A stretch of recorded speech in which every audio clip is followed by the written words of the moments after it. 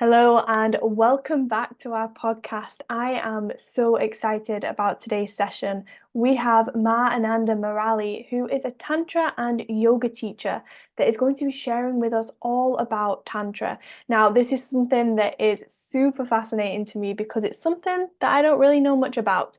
So I've heard a lot about it. I've been kind of in the realms of it since doing yoga, but I'm really excited today to really get into the philosophy, the energy, how it affects us as women and as men, and also how it helps us relate to ourselves better and to relate to each other in different ways. So this is going to be a beautiful deep dive. Ananda is incredible in this area, has so much wisdom, so much knowledge. So I am really looking forward to sharing this with you. Let's dive in. I am so excited for today's guest. We have got Ananda Marali with us, who is going to be sharing with us all about Tantra. Now, this is really curious one for me, especially because I've been in the yoga space, I've heard a lot about Tantra, I've seen a lot of kind of images about Tantra, but I've never actually experienced it for myself. So I've got a very kind of theoretical understanding of it. And what I'm really excited to kind of explore with you today, and I think our audience is really keen to kind of understand more, is about energy, is about energy as a woman and how we understand our own energy and how that differs to men and how actually they can support one another.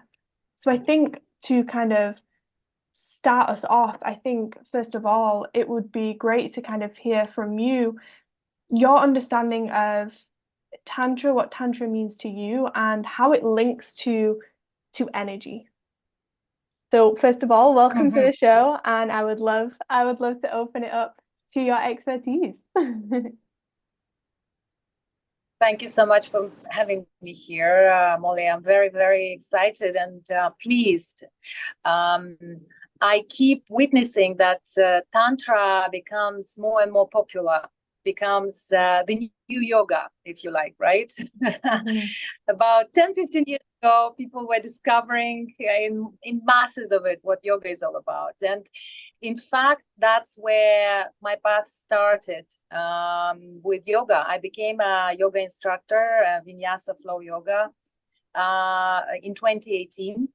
And after practicing, and I was practicing way before, of course, for many years before I became a certified instructor. Yoga was my way of meditation. At that point, I felt that I had no capacity to sit and meditate in stillness, especially living for 18 years in London and having a very chaotic lifestyle. I was a sales director at that point, so lots of responsibility, incredible amount of travel. So my mind was so busy, I had difficulty to find stillness. But somehow, very deep inside, I knew that stillness is something that will bring me peace. Uh, and in those moments of peace that I had, I tried to stretch them somehow, but I knew or I felt that it was not enough. So I wanted to explore what's beyond let's say, yoga asana in itself. And during the Tantra teachers training, yoga teachers training, I had my first experience of meditation and stillness through guided meditation, but a bit of 5 minutes, 10 minutes of sitting, which was overwhelming. And I thought, there must be something in it. There must be something, but I don't know how to do it. Mhm.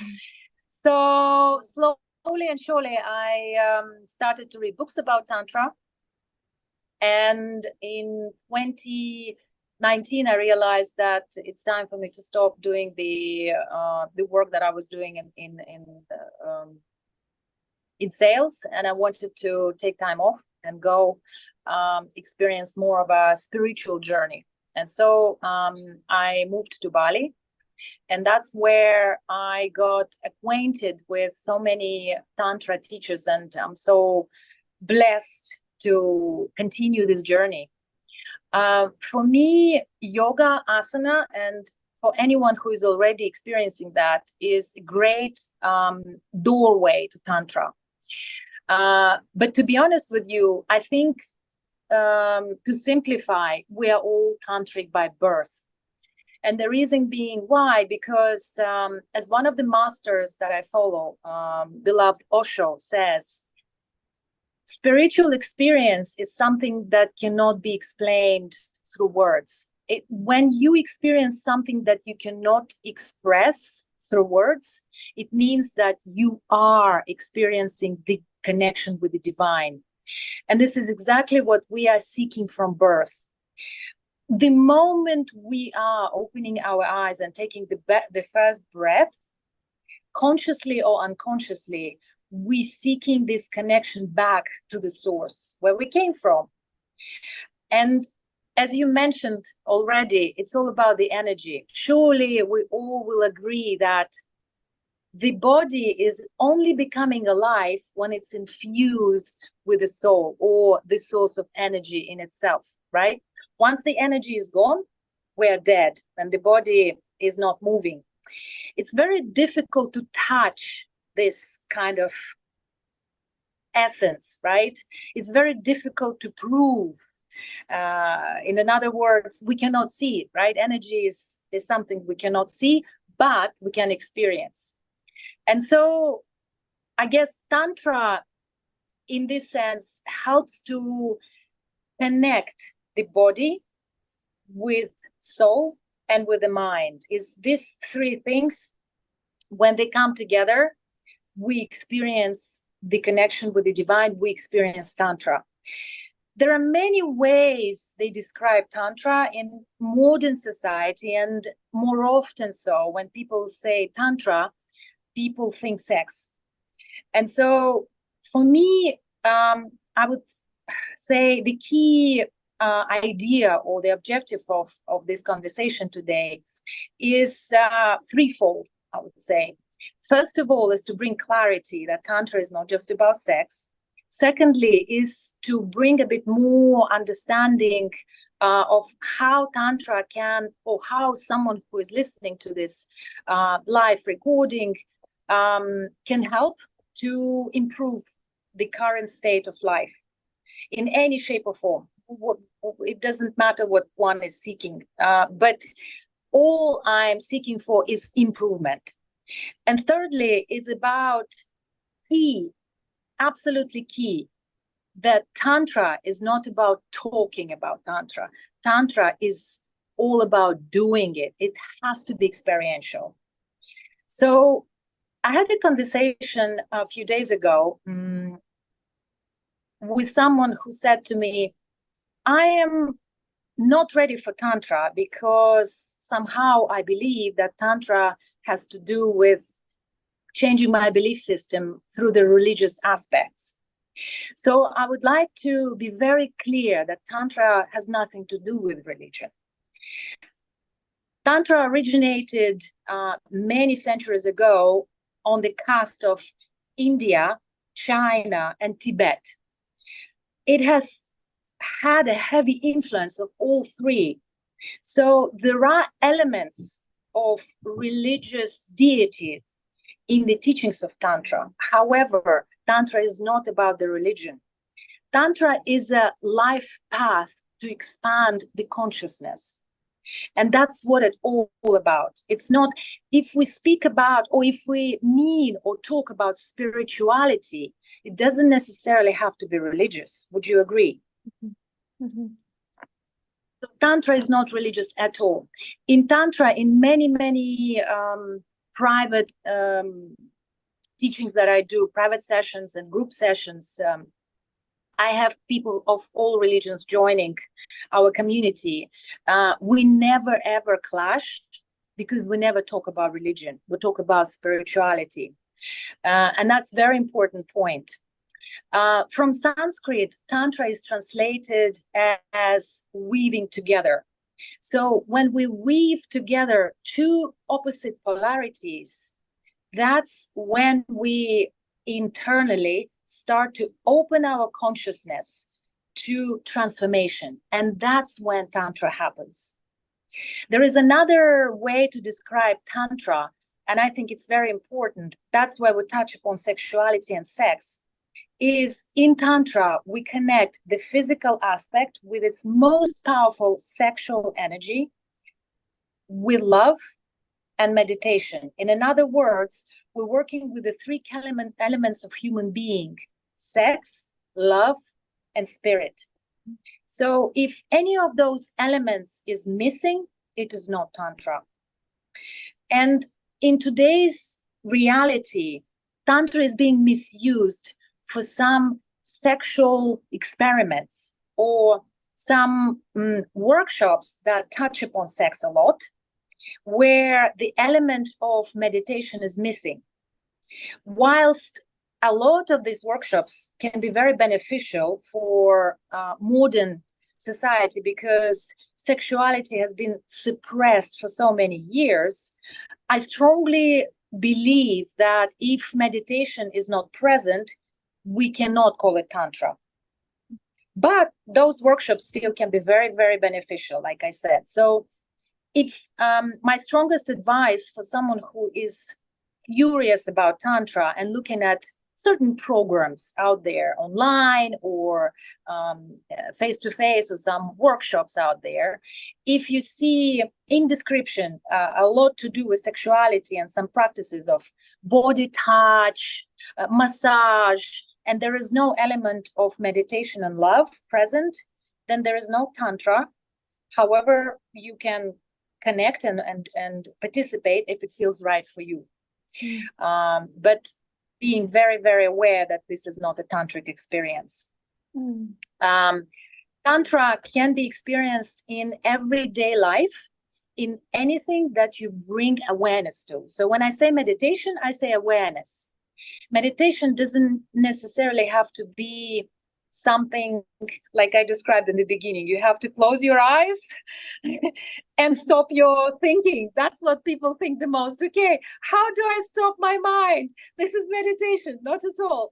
The moment you bring awareness in anything you do, it becomes a meditation. So it becomes a tantric experience.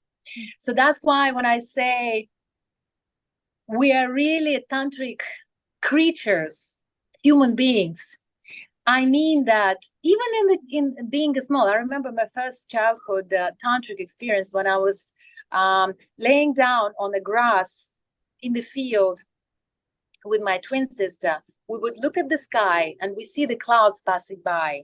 And I remember this experience being so alive in the moment because I was fully immersed in watching the clouds pass by.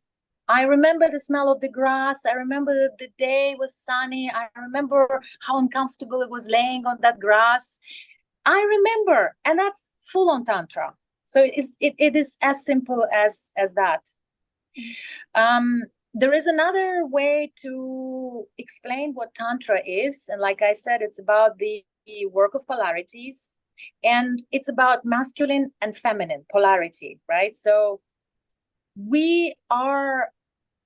they call this masculine and feminine as yin and yang in some traditions, right? So we are in itself built of these two energies, the masculine and feminine, right? So when we bring these two polarities together, we experience Tantra. Now, these polarities can come together within, and these polarities coming together when we are in union with someone, right? In relationship. This relationship can be with the masculine as a father, with a masculine as a boyfriend.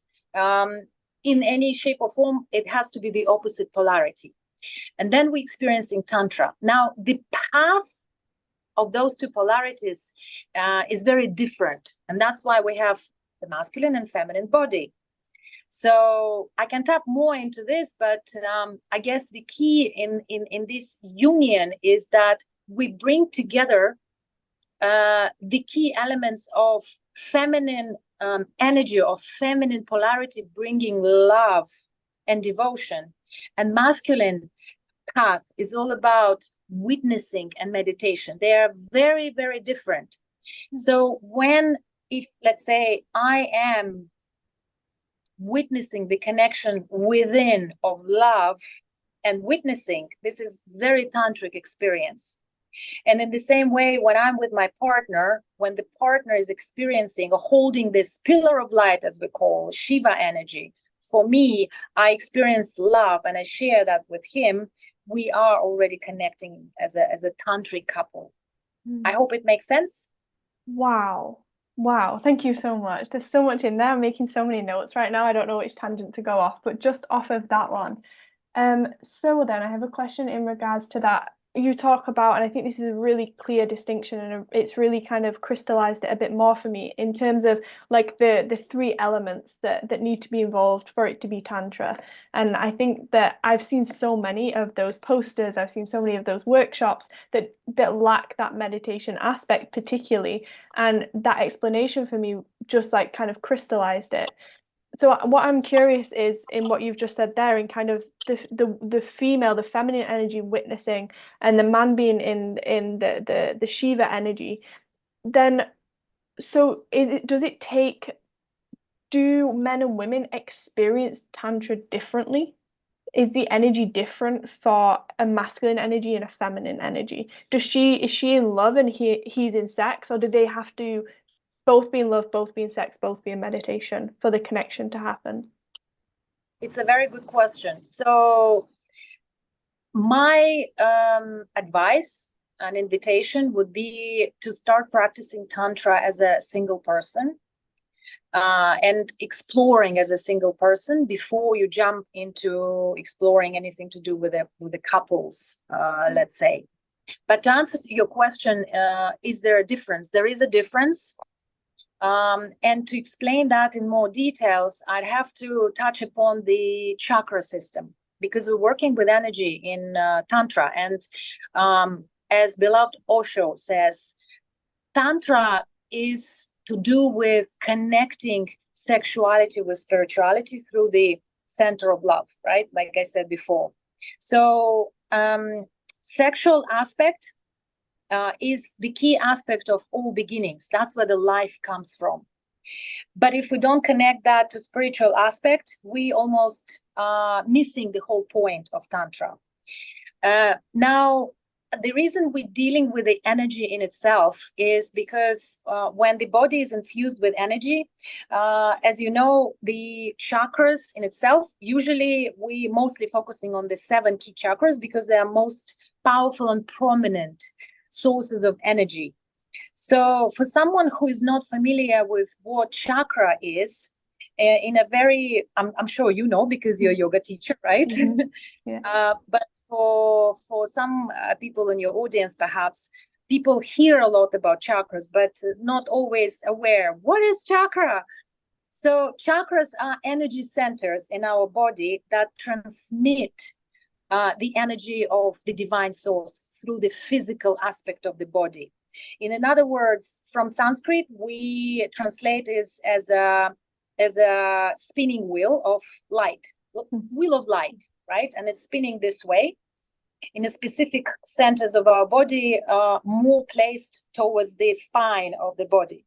We cannot see it, but we can feel it when we work with chakras in itself, and when we narrow or direct our intent towards the energy of the chakras, and that's what we do a lot in Tantra, we feel humongous difference in daily life. So Osho described these energy centers as interconnecting between each other in a very specific masculine and feminine way. So I'll describe it very briefly, not to take too much of the time. But the first chakra is a key chakra that is rooting, the root chakra called, in other words, right? So it's grounding. It's all about connection to the ancestors with this color red. It's represented as a masculine chakra in this concept. The reason he describes it as a masculine chakra, he says, if you imagine the energy in itself has a positive and receptive polarity, just like a battery, right? The energy has to be either way, this or that. It's usually not neutral. It's driving one or another way. So the first chakra is driving towards the masculine. So the masculine is offering the charge to a feminine. And it's represented in a physical aspect of our body where male with its lingam, as we call in tantric world, right? So penis is very prominently outwards towards the penetration of the vagina, of the yoni of the woman. So in that way, she really gives the energy, life to a feminine that then grows and moves upwards to the second chakra. And then it starts growing life. And the second chakra is represented as a feminine aspect, where the feminine is offering life to a human being. So energetically, when a woman is pregnant, she physically, her belly becomes more prominent, right? So you can even physically see this aspect that the woman has more power through the second chakra, offering the support to a masculine. This chakra is holding all the elements of emotional support, right? So that's why we say a feminine energy is very emotional in itself. Being the conduit of life and death, the woman is holding this ability of holding the emotions. So when a woman is emotionally intelligent, she can hold the space for a masculine to be at ease and express their emotions as well. And then we're moving towards the third chakra, which very often being misunderstood as just a solar plexus, right? As a chakra of power.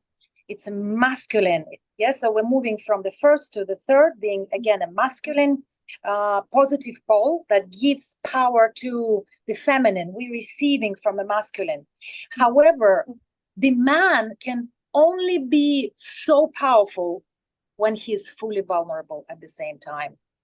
So this is the chakra that is holding all these contradictions, becoming vast enough to hold in this polarity the power and vulnerability, and offer that to a feminine that is longing for this security and safety. So when the man is offering this energy to us, then we're giving rise to love. And that's the fourth chakra, the heart center, where it's becoming very much prominent to a feminine energy. Our breasts are more prominent physically, right? So we are breastfeeding the newborn child. And so we're giving the energy of life and love to life in itself. That's where it's the power of the feminine coming from this center. It's a positive pole for feminine, offering this love to a masculine. And then we're moving from that to throat chakra, which is again the positive pole for masculine, offering or supporting the feminine.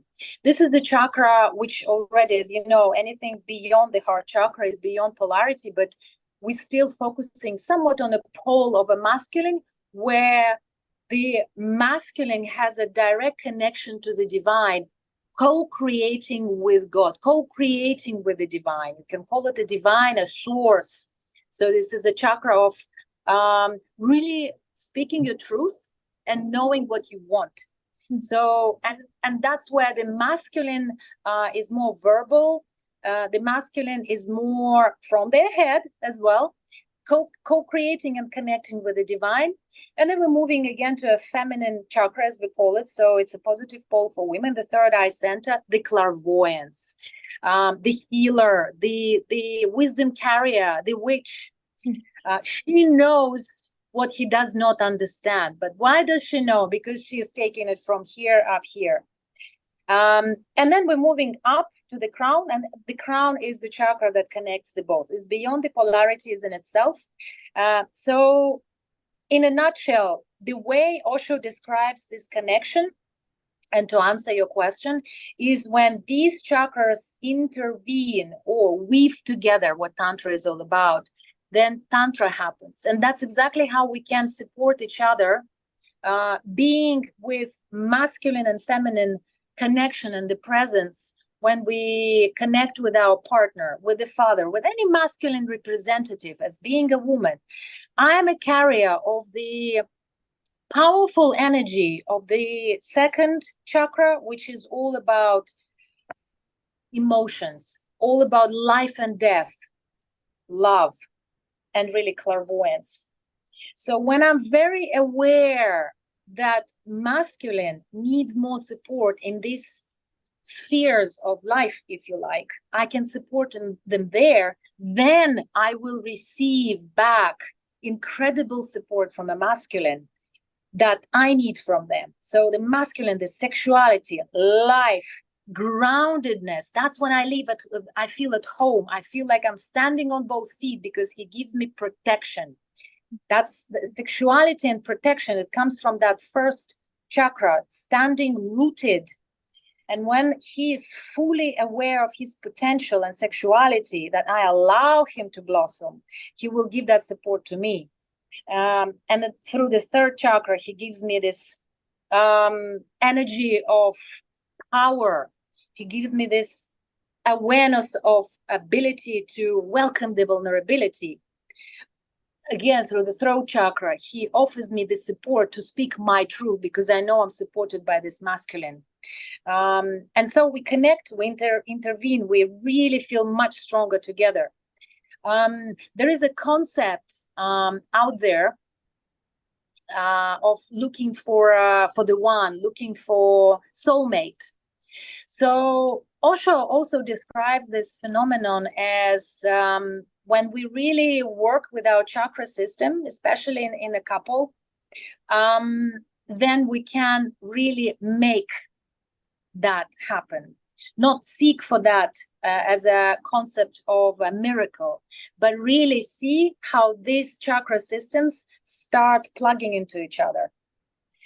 But that requires meditation. So one of the key elements, like I said, in Tantra is meditation. So if you bring the aspect of awareness into your daily life through meditation and through navigating the power of your chakra system, then you can really see how the relationship with your partner starts changing a lot, because you can connect and speak with your partner and you can explain and feel how this energy can change in between each other, whether you are discussing something that you plan for the future, or maybe you have an argument about something. And when you become more aware of the powerful energy system that you have, it brings life and brings change.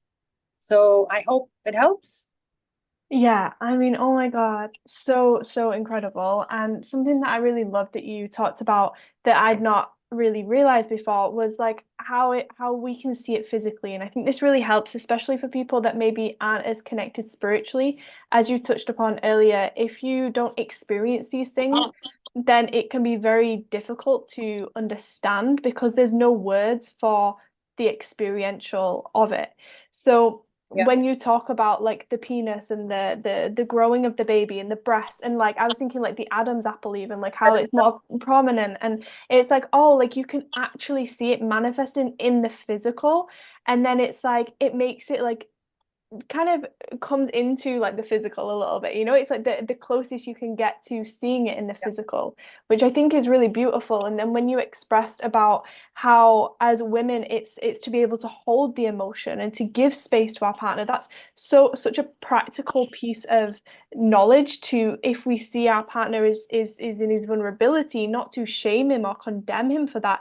That is actually him being in his power by us allowing him to be in that emotion.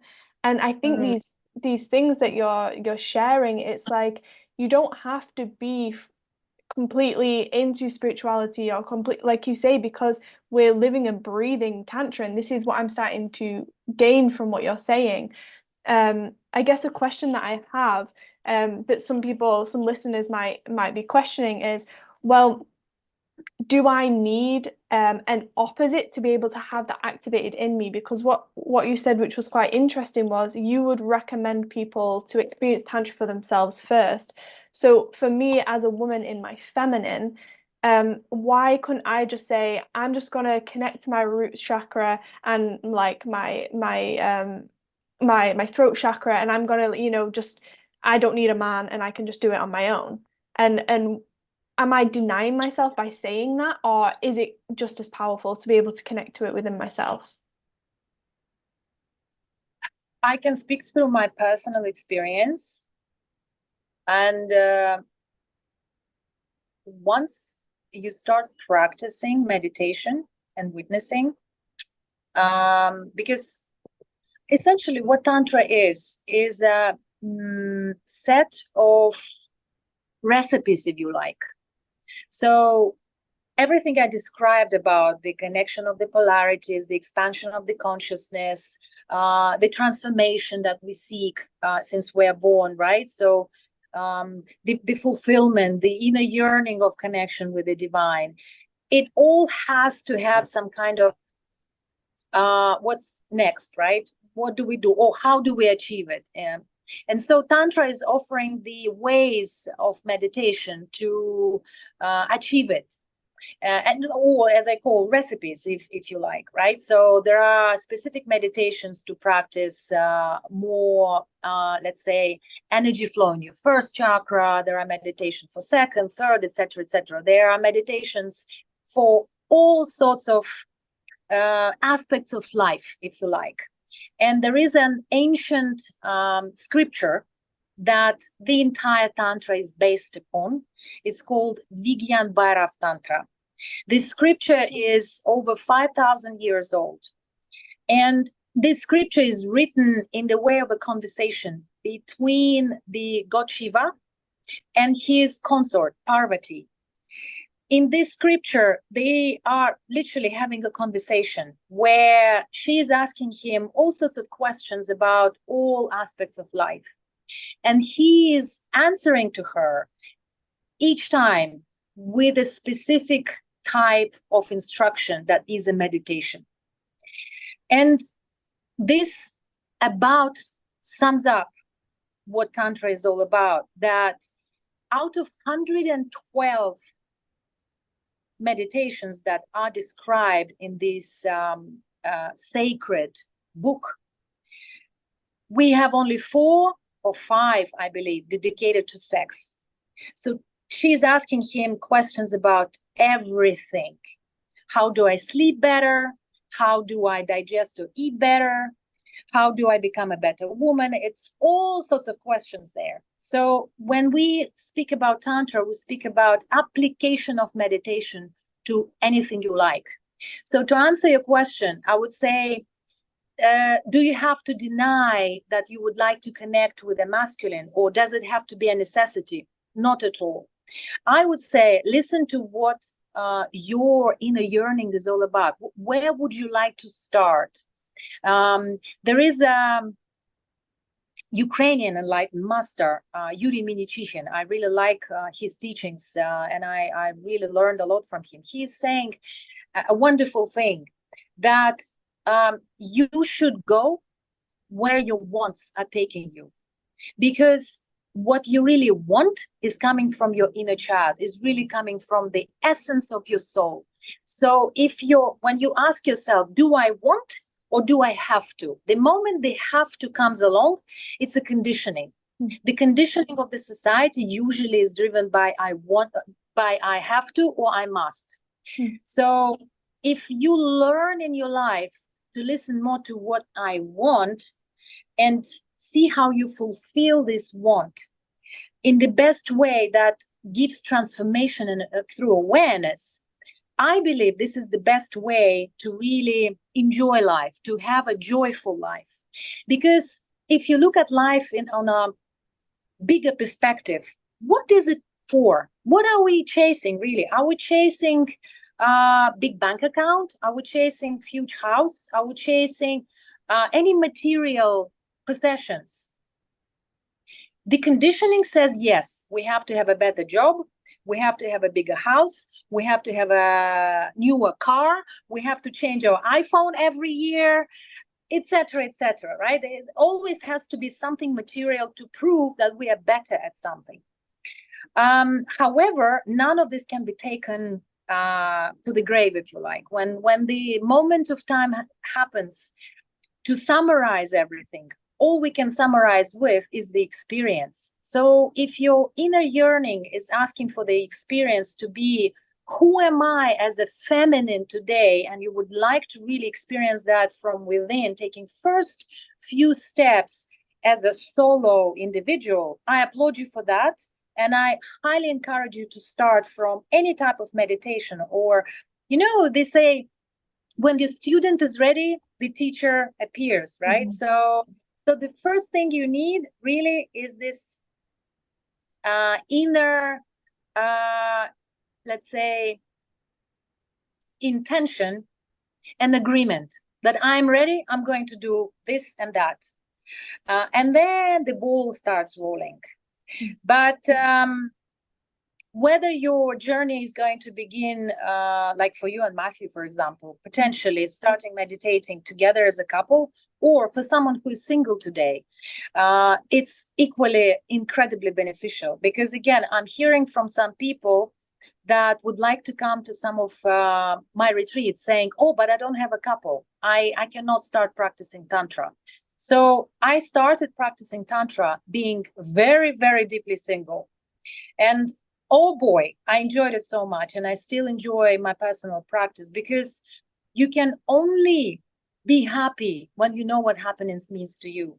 It never, ever comes from outside, right? It only comes within. So the aspect of the masculine next to you, it has to be a big surprising add-on to what you already are. It's not, in one of the meditations that I teach, one of the key elements that we explore is love. It's a very, very much something that we are chasing. And some of my friends still trying to find their second half on online dating. And I've done it for many years myself. And it's quite a challenging thing to do.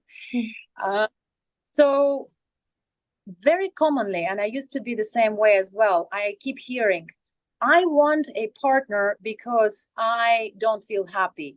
I want a partner because I want to do traveling. I want to cook together. I want when the partner comes. So this is in itself the beginning of the ends, if you like. It's not going to give any fulfillment when someone is externalizing the happiness as a concept. Happiness only comes from within. And I know, again, like I said in the beginning of this conversation, we can talk many hours about happiness and Tantra and love until we experience that, really don't know what it is. It's like describing to someone who has never tasted a chocolate, what chocolate tastes like, until you give them a cup of hot chocolate, and then they go, oh my God, it's completely different. You were telling me this, but it tastes like that, right? So in essence, I've answered your question.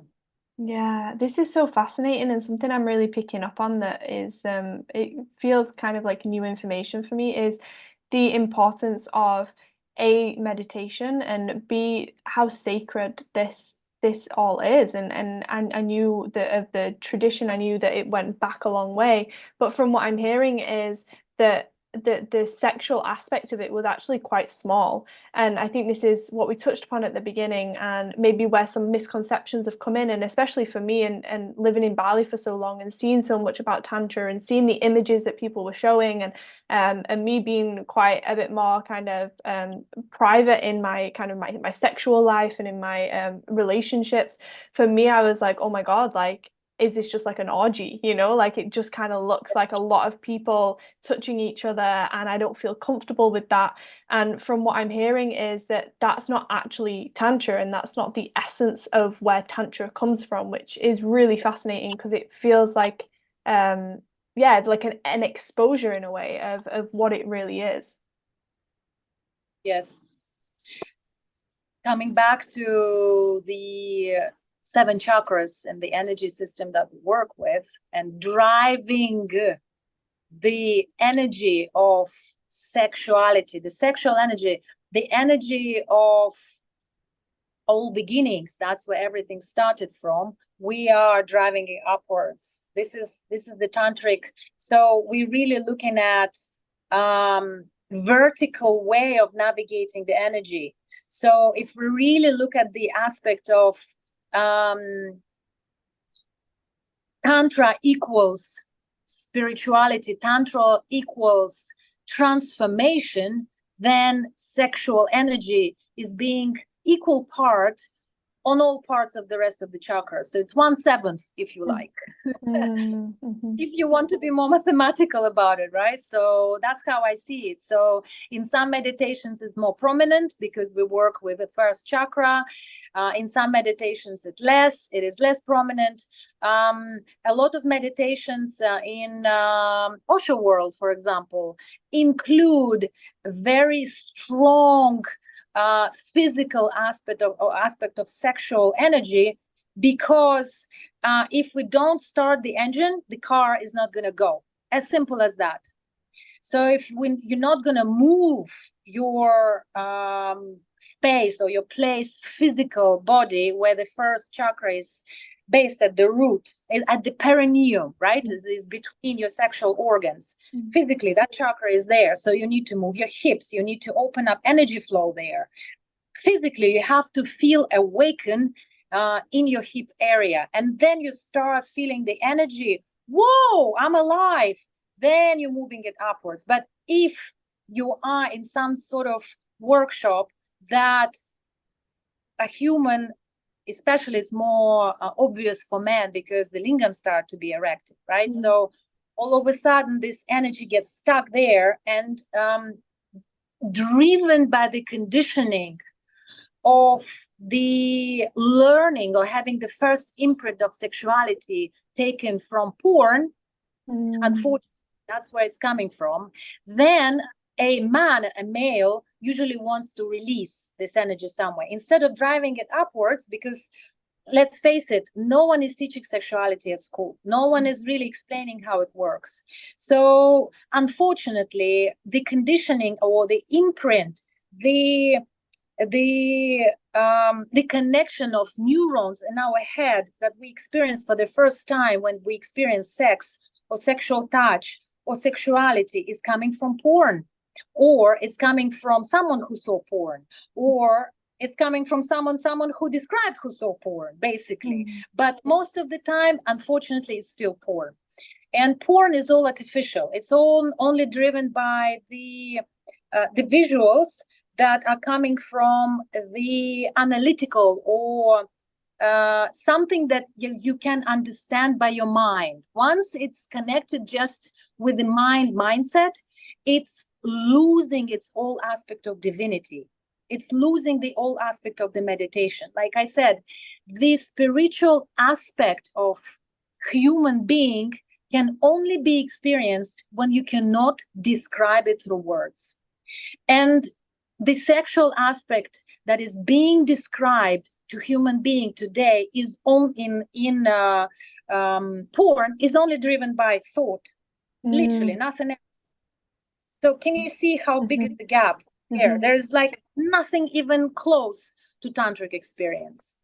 So, and that's when the shaming is coming into place, because I think important aspect I would like to emphasize, since we're talking about that, the difference between the feminine and masculine and a disconnect that happens is that masculine energy starts from the first chakra. That's where the penis is growing. That's where the energy, the life force energy starts. So masculine needs to be seen and needs to be accepted. A man wants to be seen and accepted as a very powerful sexual being. Their lingam, their sexual organs are prominent outside of their body. That's why maybe you've noticed they touch them quite often. They really find this as a very important part of their body.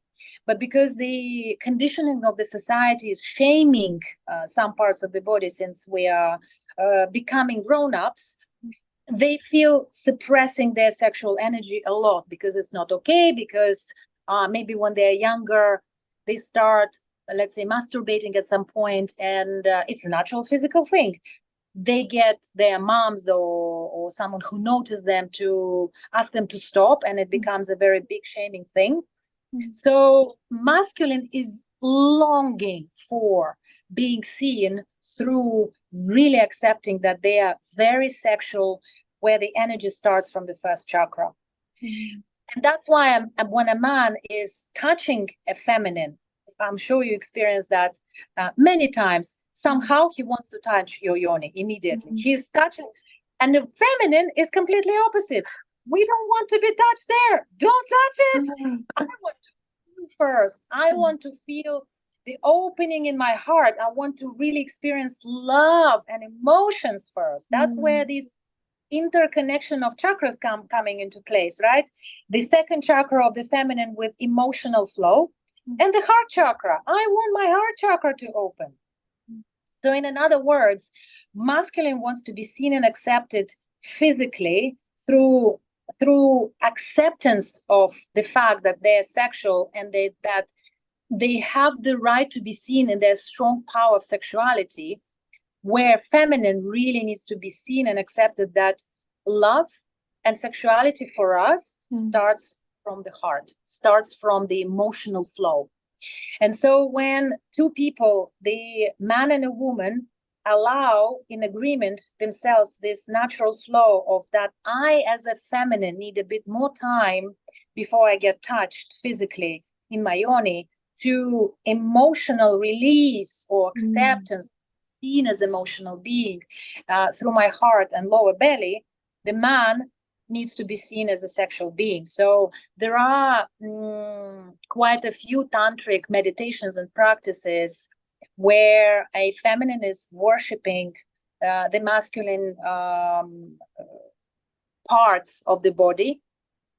And it can be as simple as that, as bowing to the lingam of the man.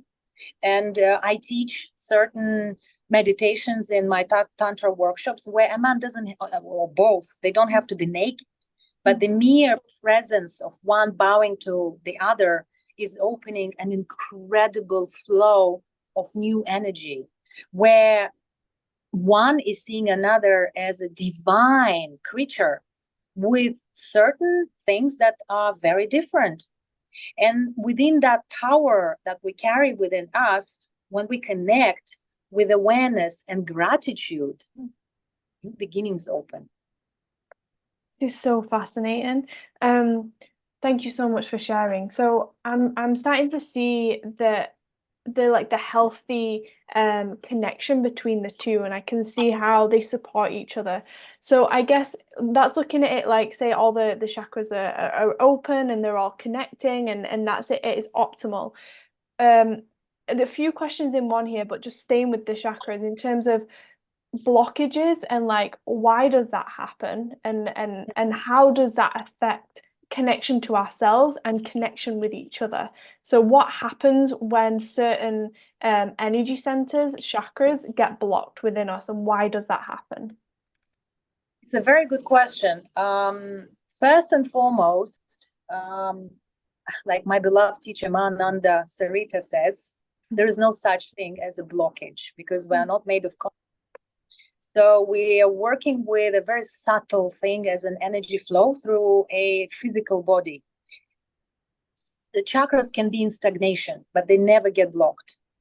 When one or another chakra is stagnant, it means that a person needs to put more awareness into a specific chakra and a bit more work into, let's say, moving the energy there. That's why, like I said before, there are certain meditations to really open the flow of energy in one or another chakra. There is a wonderful meditation by Osho that is absolutely free, and you can download it from osho.com, called chakra breathing, that is opening a chakra flow in the entire chakra system. Now, like in any type of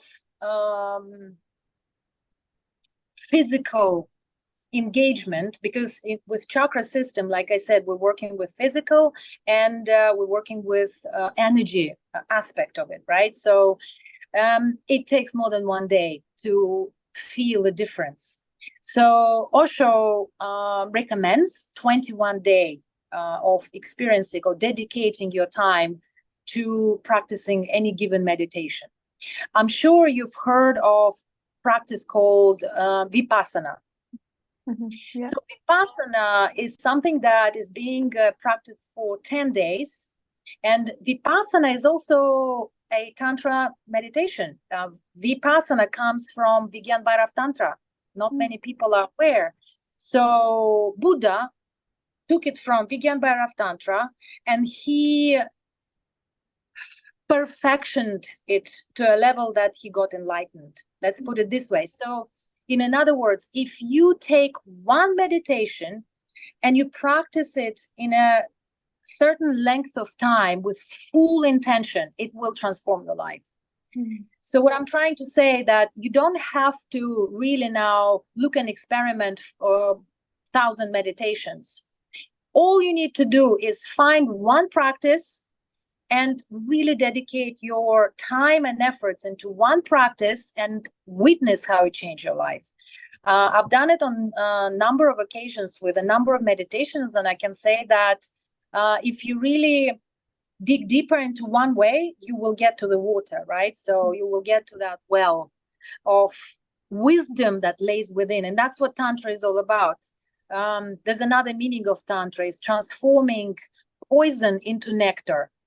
And that transformation of poison into nectar happens only when you dedicate your time and effort in a lengthy period of time to one practice. You have to really be very aware of that, because Tantra nowadays, and especially teaching in Bali, I witnessed that people become a bit of a tourists of Tantra, tourists of spiritual things, right? They go from one to, let's say, one workshop to another, and they become these tourists. They just come for one event, and then they want to go to another.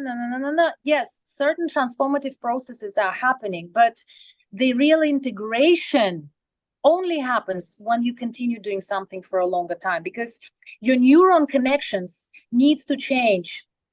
And the change doesn't happen within one time. You can disconnect the old neurons, right? So whatever your limiting belief may be. So the first thing happens, I'm sure you know, with an aha moment. The aha moment, like, oh my God, I didn't realize I've been doing this for a long time. Now, to move from that, you're already very powerful at that point, right? You have it, you see it. Wow. The moment something unaware comes aware, now you're dealing with something very juicy. Now you can change it. But the change only happens when you repeat and you change for X amount of time. Then it's really, otherwise you just keep falling into old pattern, because the old pattern is so strong. It took you years to form that old pattern, right? Of behavior. So you've got aware of it. Now you need to see how you disconnect those neurons and connect in a new pathway. So, and it takes repetition. So So in terms of practices then, you've talked about meditation and how that can help release. And I also heard you mention about like movement. So for me, on like a personal thing, it's like I can still feel when you talk about kind of neural pathways and stuff. For years, I sent a lot of negative energy to my stomach. I had eating disorder. I had a lot of hate, a lot of shame in that area. That area, I would say for me, is still quite stagnant. And it was when you mentioned like moving your hips, I was like, oh my God, like I felt that in me. Do you do like movement practices? Is there anything that you can do to kind of like help open that up? Is that through yoga practices? Is it just through general movement, or is there a specific kind of tantric way? you're referring specifically to belly? In my case, yes, but otherwise, is there just movements that help release the chakras? I would say in many cases, depending on what chakras we're dealing with, because all the chakras that are below the heart chakra, they are to do with our physical world, right? So first chakra, the second and the third, they are pretty much dense energy. That's all to do with the physical aspect of human being. Everything above is all to do with spiritual energy. So usually the Tantra meditations that are focused on anything above the heart are more calm, are more to do with practicing in the darkness, for example. Dark meditation with the eyes open and piercing through the darkness is one of the profound meditations that you have for the third eye opening. But if we're talking about anything to do with, let's say, a human being, like you just mentioned, you want to change the way you feel in your body about digestion or money or travel or anything physical, you have to move your body. It's absolutely inevitable, because if you don't move physical, trying to achieve physical change, it's there is no connection there, right? So it has to be physical. So majority of the meditations in Tantra that would want that change will be some sort of movement. It can be dance, it can be jumping, it can be sporadic movement, walking, swimming, etc. You name it. So many of them out there. I guess what I wanted to say in to answer your question, one has to be very intuitive in what you really need. Tantra is magical in the sense that there is no a recipe for every person that you have to do X meditation X times and then the transformation happens. I would say, as a guideline, to take a meditation that resonates with you. So you can start from osho.com. There are a number of meditations there. Like I said, chakra breathing is very easy and very good start to meditate. And but dedicate a minimum as a guideline of 21 days and then see, is this serving me or not? If it doesn't serve you anymore, you can let it go. For some people who find it the most challenging to even like thinking, oh my God, 21 days, are you joking me? It's too much of a timeline. I would say take 3 days and ask yourself the same questions after 3 days. Is this something that is serving me? Do I feel the change? Then continue. If the change is not happening or like absolutely nothing, do something else. Like Tony Robbins says, if it's not working, do something else, right? If it doesn't work again, do something else, but never ever expect different result for something that you do again and again and again and again that doesn't work, because it will never happen. In meditation space, dedication is the key. It's like a prayer, right? So I guess one other important benefit or important aspect of Tantra that I would like to make an emphasis on, especially for singles or couples, or someone who is seeking to become more happy through the partnership, or there's so many women saying, I really want to meet the one, but where is he? I keep meeting the wrong people. Is to introduce a practice of taking yourself on a date. It's like a ritual. It's not like, it's a ritual. And I've done it myself, otherwise I wouldn't describe it at all, as one of the most ridiculous thing I've heard. When I've heard about it for the first time, I thought, I mean, seriously, who would do that? It's nonsense. To something when I've done it, I actually, when I took myself on the first date, I met a guy that I had incredible time with on that first date. Wow. Because, yes, the energy is changing. You have an intent. Everything starts with intent, right? So an intent of someone who is taking myself on a date. So if I take myself on a date, what is my intention? My intention is to treat myself like I want to be treated by somebody else, right? And I'm sure you've heard millions of times, how can you be loved if you don't love yourself, right? That's the only way we can be loved. And so, like I said in the previous example about this seeking of the loved one, right? So we go for this experience of seeking of fulfillment from somebody else. Please give me love with this empty bowl that we are collecting love from somebody else. But how can we get that love from someone if someone comes with the empty bowl as well, and he also comes and says, give me love, you give me love? So instead, the approach is take myself on a date, fulfill this bowl with love from within. I have this bowl so full that when I come to the other, I say, look how much I have, take it. Isn't that great? Take it. I have so much for you. And that's what Tantra is all about. Starting to look within, because spiritual practice is only about what is it in me.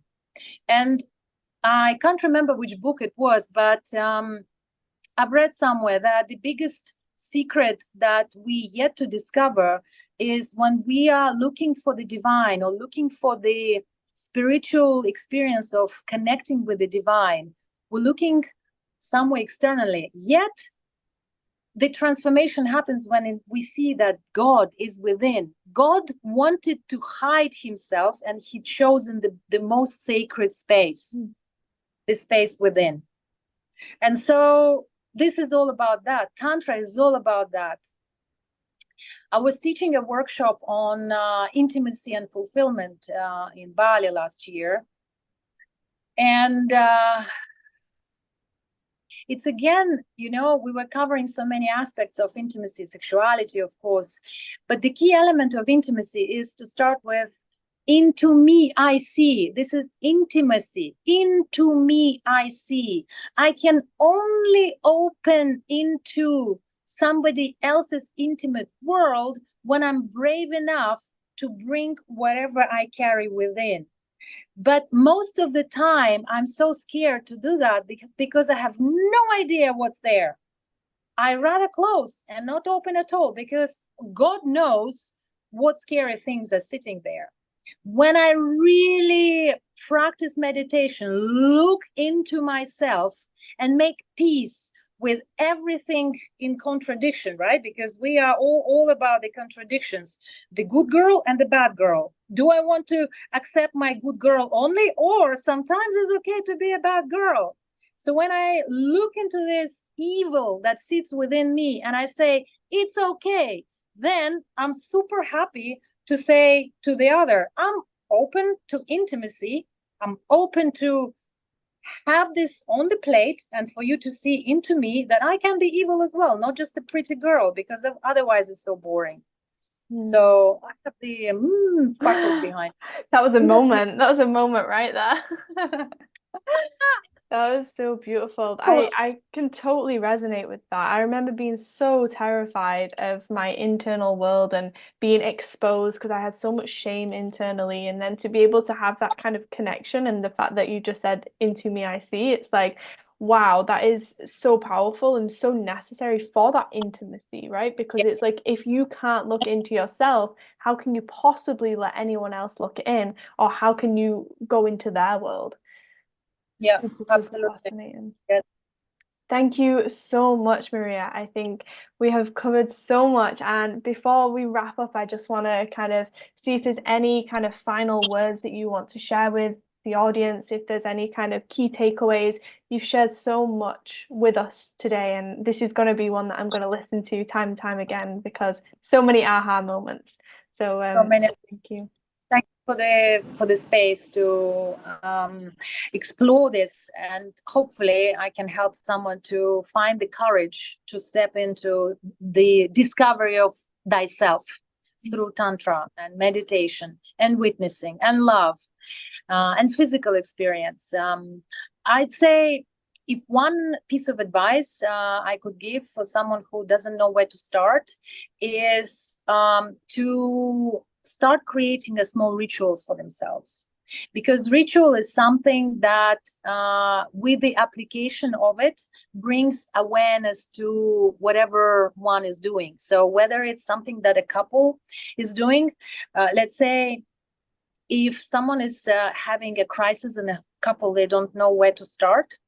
A good start is to bring awareness to the fact that it is the fact. And secondly, to agree upon a small ritualistic things of change that they want to apply and stick to that change, whether it's having a breakfast every Sunday together, or going for a walk every evening for 10 minutes.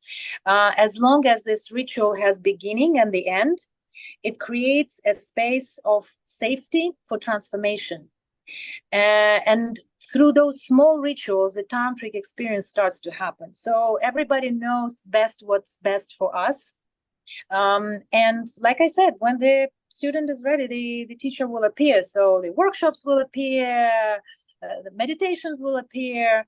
Follow me on my page as well. I plan a live workshop in Edinburgh on 2nd to 4th, so 3-day workshop in Edinburgh in February. 2nd to 4th of February.